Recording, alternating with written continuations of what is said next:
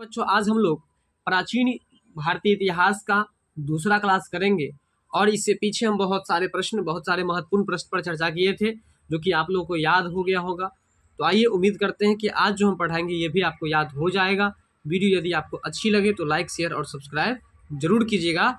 तो आइए, आपका पहला प्रश्न है, ताम्रपाषाण युग से संबंधित है। किस युग से संबंधित है? ताम्रपाषाण युग से संबंधित है। ताम्रपाषाण युग के किस युग के? ताम्रपाषाण युग के पतन में किस धातु ने योगदान दिया? प्रश्न को समझते चलिएगा और जवाब देते भी चलिएगा। जो इस वीडियो को ऑनलाइन देख रहे हो उनसे भी ये गुजारिश है कि वो भी ऑनलाइन जो पढ़ रहे हैं तो आप लोग जो है सो जवाब जरूर दीजिएगा। ताम्रपाषाण युग के पतन में किस धातु ने योगदान दिया? तो कांसा धातु ने योगदान दिया। कहने का मतलब ताम्रपाषाण युग का जो पतन हो गया, मतलब जब तांबे का यूज करना लोग बंद कर दिया। एक बात बताइए, अभी बहुत सारे गाड़ी आप देखते होंगे, ऑटो की बात करें या बस की बात करें तो अब डीजल पर चलना भी बंद हो गया है। डीजल पर चलना भी बंद हो गया है। तो डीजल पर चलना बंद हो गया तो फिर किस पर चलता है? अभी एलपीजी गैस पर चलता है या इलेक्ट्रिक पर चलता है। चलता है कि नहीं चलता है? तो कहने का मतलब ये है कि अब यहाँ पर हम ये प्रश्न पूछ सकते हैं ना कि डीजल इंजन को पतन कौन कर दिया? तो एलपीजी गैस कर दिया या इलेक्ट्रिक कर दिया या सोलर पर भी चलता है तो सोलर कर दिया। नहीं समझे बातों को? बात समझे कि नहीं? जैसे डीजल पर पहले आपको रेल चलता था, लेकिन अब डीजल इंजन को किसने समाप्त कर दिया? डीजल इंजन को पतन किसने कर दिया? तो इलेक्ट्रिक कर दिया। बिजली पर न चलता है ट्रेन। तो वही बात यहाँ पर भी है। प्रश्न पर ध्यान दीजिए कि ताम्रपाषाण युग के पतन में, मतलब ताम्रपाषाण युग यानी कि तांबे का जो लोग यूज करता था उसको पतन करने में किस धातु ने योगदान दिया? तो कांसा धातु ने योगदान दिया। और अभी भी आप लोग विवाह शादी में देखते होइएगा कि आपको जो है पितरिया का लोटा, पितरिया का थाली, पितरिया का कटोरा ये सब देता है। बात समझ में आ रहा है कि नहीं? पितरिया का जो भी पीतल, पितरिया मतलब पीतल का कुछ जो है सो आपको सामान जो दिया जाता है तो वही पहले का जो हम लोग का परंपरा से चलता आ रहा है उसी को निभाता है। लेकिन अब यूज कोई करता है उसका? नहीं। तो बताइए, अब उस पीतल का पतन हुआ या अभी चल ही रहा है? पतन हो गया। तो अगर आपसे पूछे हम कि पीतल के पतन में कौन सा धातु योगदान दिया है तो आप क्या कहेंगे? सही बात बताएं आप। क्या योगदान दिया है? स्टील। क्योंकि पीतल का बर्तन तो यूज होना बंद हो गया, लेकिन उसके जगह पर क्या आ गया? तो स्टील आ गया। अब बात सही भी है कि जब स्टील सस्ता पड़ रहा है लोगों को, स्टील हम लोग को यूज करना महंगा नहीं पड़ रहा है और स्टील का बर्तन का रखरखाव भी पीतल से अच्छा है, तो फिर हम लोग स्टील का ही यूज क्यों नहीं करेंगे? ठीक उसी तरह से ताम्रपाषाण युग को जो पतन कर दिया, उस युग की जो समाप्ति हो गई, उस युग के समाप्ति में कौन सा धातु योगदान दिया है? तो कांसा धातु। कौन सा युग? कौन सा धातु? कांसा धातु अपना योगदान दिया, जिसके कारण से ताम्रपाषाण युग का अंत हो गया। आपका अगला प्रश्न है, संभवतः ताम्रपाषाण काल में पूजनीय पशु था, है ना? ताम्रपाषाण की काल जब चल रहा था, ताम्रपाषाण काल में किस पशु की पूजा की जाती थी? प्रश्न आपसे ये पूछा जा रहा है। एक बार पुनः प्रश्न समझिए। ताम्रपाषाण काल में जो पूजनीय पशु था वो कौन सा पशु था? सांड था। कौन सा पशु था? सांड। कुबर वाला सांड था। बात समझ में आ रहा है ना? ताम्रपाषाण काल में जो है सो आपको पूजनीय जो पशु था वो कौन सा पशु था? सांड था। बात यहाँ तक क्लियर है? चलिए, अगर आपसे पूछे कि ताम्रपाषाण काल में किस पशु की पूजा की जाती थी? सांड की पूजा की जाती थी। और अगला प्रश्न है, रेडियो कार्बन 14 यानी कि C14 विधि क्या है? तो यह जो है आपको C14 विधि के बारे में समझ लीजिए। C14 एक यूरेनियम डेंटिंग वैज्ञानिक पद्धति है जिसके माध्यम से, जीवाश्मों के माध्यम से हम लोग जो है सो किसी भी वस्तुओं की उम्र को ज्ञात कर सकते हैं। उसको हम लोग कार्बन 14 विधि कहते हैं। आइए, तो रेडियो कार्बन 14 जैसी नवीन विश्लेषण पद्धति के अनुसार सिंधु सभ्यता, कौन सी सभ्यता? सिंधु सभ्यता की सबसे अधिक मान्य तिथि जो है क्या निर्धारित की गई है? ठीक है, तो यहाँ पर दो प्रश्न सीखे आप लोग कि कार्बन 14 विधि क्या है। तो आप बोलेगा कि कार्बन 14 विधि एक ऐसी वैज्ञानिक पद्धति है जिसके द्वारा हम किसी भी पुरानी से पुरानी वस्तुओं को उसके उम्र के बारे में पता लगा सकते हैं कि यह कितना पुराना है। और दूसरा प्रश्न जो आप सीख रहे हैं कि सिंधु सभ्यता का काल जो है कब से कब तक माना गया है, तो याद रखिएगा 2350 से लेकर के 1750 ईसा पूर्व। क्या माना गया है? 2350 ईसा पूर्व से लेकर के 1750 ईसा पूर्व तक को माना गया है। तो देखिए, यहाँ 2350 की चर्चा हम एक बार करते हैं। कहीं इसका आंसर 2500 से 1750 भी दिखाई पड़ेगा आप लोगों को, तो आपको जो है ज़्यादा चिंतित होने की बात नहीं है, क्योंकि सिंधु सभ्यता का तिथि, सिंधु सभ्यता का इतिहास पूरा तत्व पर आधारित है। तो विभिन्न इतिहासकार जो है सिंधु सभ्यता के बारे में विभिन्न प्रकार के आपको जो डाटा को संग्रहित किए हैं, डाटा को वर्णन किए हैं। बात समझ में आ रहा है? तो इसीलिए ज़्यादा चिंता नहीं करना है। 2500 से 1750 मिले या 2350 से 1750 मिले, बात समझ में आ रहा है? तो उसके लगभग में आप लोग को इसका आंसर लगाना है। तो आइए अगला प्रश्न है कि हड़प्पा सभ्यता का, किस सभ्यता का? हड़प्पा सभ्यता का सबसे पहले कब और किनके द्वारा पता लगाया गया? देखिए, हड़प्पा सभ्यता का सबसे पहले 1921 ईस्वी में दयाराम साहनी के द्वारा, किसके द्वारा? दयाराम साहनी के द्वारा पता लगाया गया। और इसका खोज कब हुआ? तो 1921 ईस्वी में इसका खोज हुआ। अगला प्रश्न है कि हड़प्पा सभ्यता के पूरा अवशेष, बोलिएगा जरा, हड़प्पा सभ्यता के पूरा अवशेष सबसे पहले कहाँ पर पाए गए? तो हड़प्पा सभ्यता का पूरा अवशेष सबसे पहले हड़प्पा में पाए गए। और हड़प्पा कहाँ पर है? पाकिस्तान में। कहाँ पर है? पाकिस्तान में। अगला प्रश्न है कि हड़प्पा सभ्यता के नगर और कस्बे, हड़प्पा सभ्यता के नगर और कस्बे किस आकार के विशाल खंडों में विभाजित है? हड़प्पा सभ्यता का नगर जो है और कस्बा, कस्बा का मतलब क्या होता है ये आप लोग को पता है? गांव मोहल्ला, छोटा छोटा मोहल्ला जो होता है ना, बिल्कुल छोटा छोटा जो टोला होता है उसको कस्बा कहा जाता है। ठीक है, तो हड़प्पा सभ्यता के नगर और कस्बा किस आकार के विशाल खंडों में विभाजित था? तो आयताकार में। कहने का मतलब वो जो बस्ती होती थी ना, वो बस्ती आपको किस हिसाब से वो बस्ती का निर्माण किया जाता था? तो आयताकार रूप। कैसा? आयताकार। आयताकार। तो बताइए कि आयत में चारों भुजाएं बराबर होती है या फिर कैसी होती है? याद रखिए कि आयत में क्या होता है कि आमने सामने की भुजा बराबर होती है। बात समझ में आ रहा है ना? आयत में क्या होता है? आमने सामने की भुजा बराबर। तो बताइए कि हड़प्पा सभ्यता में नगर और कस्बा का आकार कैसा होता था? आयताकार होता था। अगला प्रश्न है हड़प्पा सभ्यता का दूसरा प्रमुख पुरा स्थल, हड़प्पा सभ्यता का दूसरा प्रमुख पुरा स्थल जो था वो आपको मोहनजोदड़ो था। और वहीं हड़प्पा सभ्यता का पहला प्रमुख पुरा स्थल जो था वो क्या था? हड़प्पा था। हड़प्पा का खोज किसने किया था? साहनी ने किया था। और कब किया था? तो दूसरा पुरा स्थल जो आप पढ़ रहे हैं उसका नाम आपको मोहनजोदड़ो है। क्या नाम है? मोहनजोदड़ो है। अगला प्रश्न है कि हड़प्पा सभ्यता का सबसे पूर्व में, हड़प्पा सभ्यता का सबसे पूर्व में स्थित पुरा स्थल जो है वो कौन सा है? तो सबसे पूर्व में जो स्थित है वो आपको कौन सा स्थल है? आलमगीरपुर। सबसे पूर्व में जो स्थित है उसका क्या नाम है? आलमगीरपुर। हड़प्पा सभ्यता का सबसे पूर्व में जो स्थित है वो कौन सा पुरा स्थल है? आलमगीरपुर है। ठीक है, अगर पूर्व की चर्चा हो तो याद रखिएगा आलमगीरपुर। वहीं अगर पश्चिम की चर्चा हो तो सूतकांगेडोर। क्या होगा? सूतकांगेडोर। ठीक है, तो सबसे पूर्वी स्थल जो है वो आलमगीरपुर है। अगर आपसे पूछे कि आलमगीरपुर किस नदी पर है तो याद रखिएगा हिंडन नदी पर। किस नदी पर है? हिंडन नदी पर। चलिए अगला प्रश्न है कि हड़प्पा सभ्यता का सबसे पश्चिम में, कहाँ पर? सबसे पश्चिम में स्थित पुरा स्थल कौन सा है? तो सबसे पश्चिम में आपको सूतकांगेडोर है जो कि आपको पाकिस्तान में अवस्थित है। याद रखिएगा कि हड़प्पा सभ्यता के सबसे पूर्वी भाग में कौन सा स्थल है? आलमगीरपुर। और पश्चिमी भाग में कौन सा स्थल है? सूतकांगेडोर है। पश्चिमी भाग में कौन सा स्थल है? और सूतकांगेडोर किस राज्य में है, किस देश में है? पाकिस्तान में है। अगला प्रश्न है कि सूतकांगेडोर किस नदी के किनारे स्थित है? तो सूतकांगेडोर आपको दास्क नदी के किनारे स्थित है। सूतकांगेडोर किस नदी के किनारे स्थित है? सूतकांगेडोर एक पूरा स्थल है जो कि आपको ये क्या कहते हैं, सिंधु सभ्यता के, हड़प्पा सभ्यता के सबसे पश्चिमी क्षेत्र में यह अवस्थित है और यह आपको दास्क नदी पर अवस्थित है। यहाँ तक क्लियर है। अगला प्रश्न है कि हड़प्पा सभ्यता किस प्रकार की सभ्यता है? तो इसको हम लोग शहरी सभ्यता भी कहते हैं या नगरीय सभ्यता भी कहते हैं और व्यापारिक सभ्यता भी कहते हैं। तो बताइए, ये आपके लिए एक नया प्रश्न उभर कर आया है कि हड़प्पा सभ्यता किस प्रकार की सभ्यता थी? तो शहरी और व्यापारिक। शहरी और व्यापारिक। अगला प्रश्न है कि हड़प्पा सभ्यता का सबसे अधिक महत्वपूर्ण गुण क्या था? देखिए, सबसे अधिक महत्वपूर्ण या सबसे अधिक फेमस जो हुआ है, लोकप्रिय जो हुआ है, वो अपने नगर नियोजन को लेकर के हुआ है। यानी कि उनका नगर का जो निर्माण किया गया था ना, बहुत ही बेस्ट था।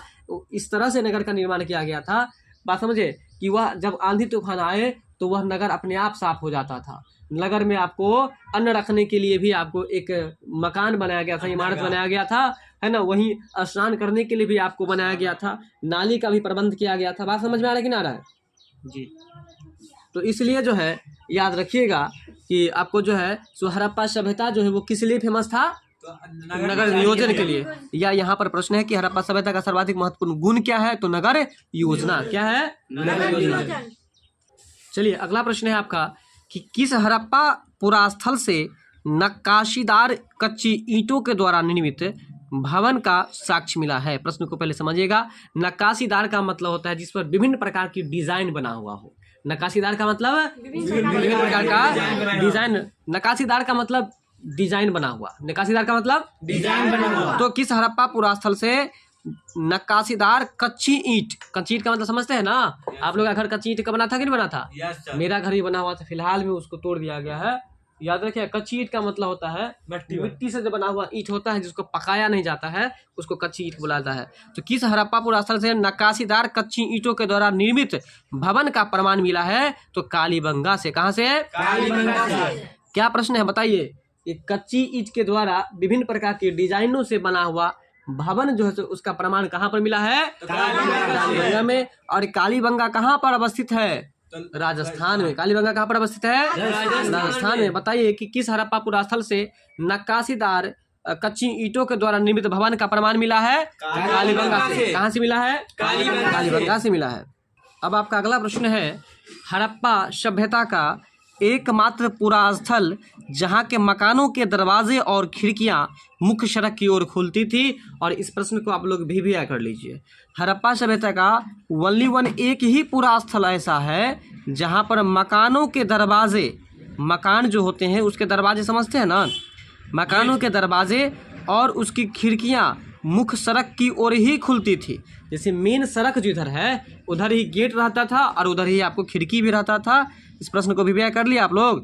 तो वह एक लोथल ही एक ऐसा स्थल है जहाँ पर गेट यानी कि दरवाजा और उसका खिड़की किसके तरफ रहता था? तो मुख्य सड़क की तरफ। किसके तरफ? मुख्य सड़क की तरफ। बिल्कुल, मेन रोड जिसको अंग्रेजी में कहते हैं, मेन रोड की तरफ ही खुलती थी। प्रश्न को आप लोग मोस्ट भी कर लीजिए। अगला प्रश्न है कि किस हड़प्पा पुरास्थल से एक विशाल सार्वजनिक स्नानागार मिला है? कल के सेट में हम 2002 के प्रश्न में पढ़ाए थे कि विशाल स्नानागार कहे या विशाल अन्नागार कहे, यह आपको कहाँ पर मिलेगा? मोहनजोदड़ो में मिला हुआ था। ठीक है, तो बताइए कि मोहनजोदड़ो किस भाषा का शब्द है? सिंधी भाषा का शब्द। किस भाषा का शब्द है? अगला प्रश्न है, संभवतः हड़प्पा सभ्यता की सबसे बड़ी इमारत कौन सी थी? इसका साक्ष्य किस हड़प्पा पुरास्थल से प्राप्त हुआ था?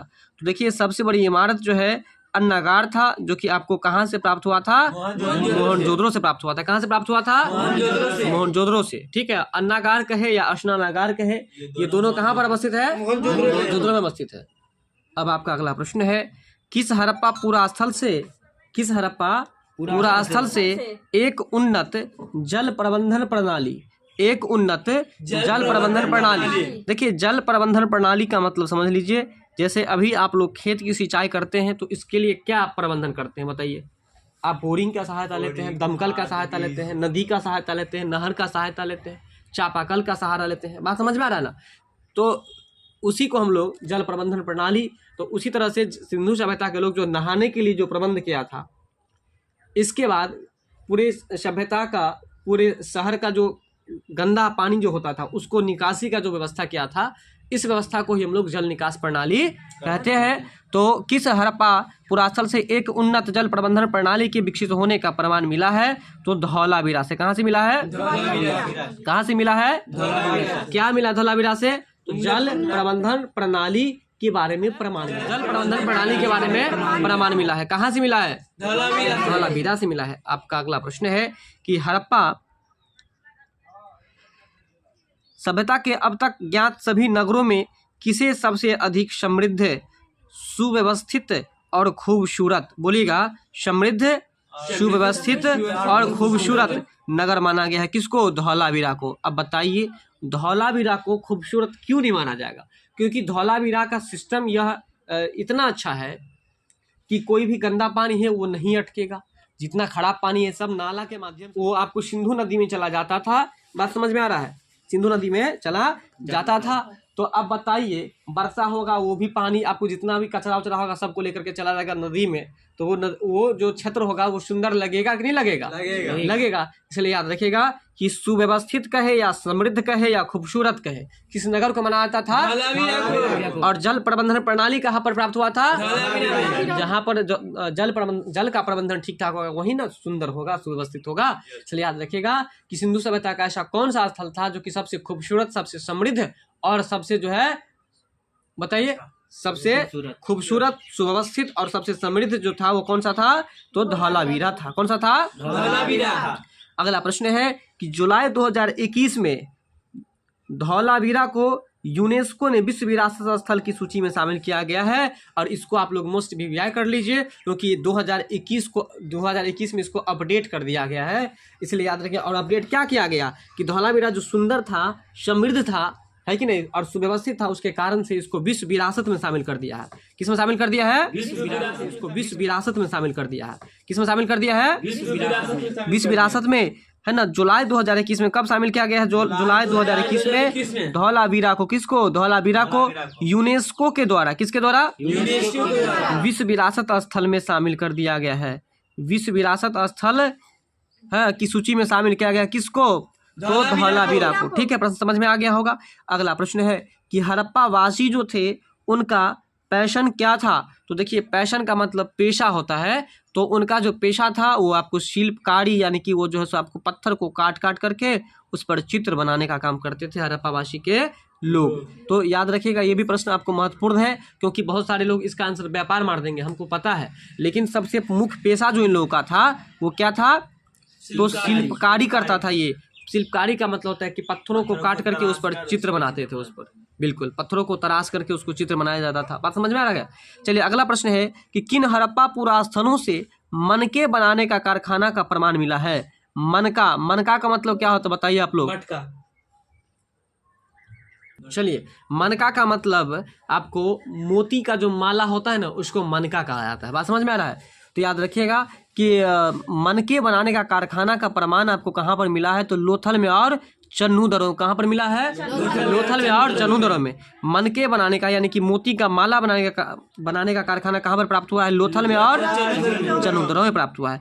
तो एक प्रश्न आपसे पूछते हैं, बताइए कि ऐसा कौन सा एकमात्र जगह है जो हड़प्पा का एक स्थल है जहाँ पर मुख्य सड़क की ओर दरवाजा और खिड़की दोनों जो है सड़क की ओर खुलती थी? बताइए।